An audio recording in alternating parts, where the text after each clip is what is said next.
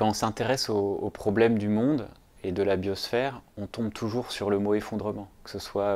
les populations d'oiseaux, d'insectes, les écosystèmes, la biosphère, ou même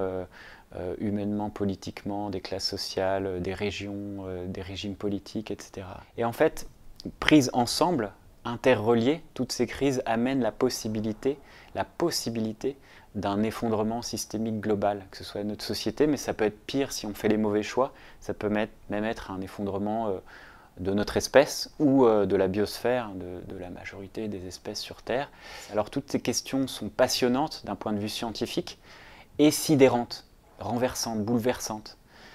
Et donc, ce qu'on a appelé collapsologie, c'est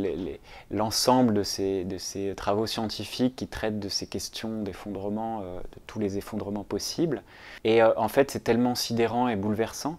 que juste la science, le logos, la raison n'est pas capable de traiter cette question. Et ça amène même des questions émotionnelles, psychologiques, spirituelles, métaphysiques, éthiques, qu'il faut aussi traverser et qu'on devra aborder forcément. Ça remet en question tout notre rapport au monde et c'est ce qu'on a appelé, un peu en s'amusant, la collapsosophie, la sagesse, comment on peut vivre bien en ayant conscience de ça et pour les années à venir, pour les tempêtes à venir. Et finalement, pour nous, pour notre génération, la question c'est d'arriver à naviguer entre un tout est foutu, qui est relativement toxique comme posture,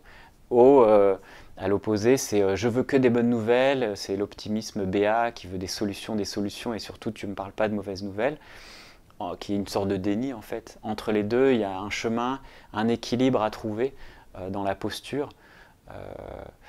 pour arriver à se dire finalement une autre fin du monde est possible.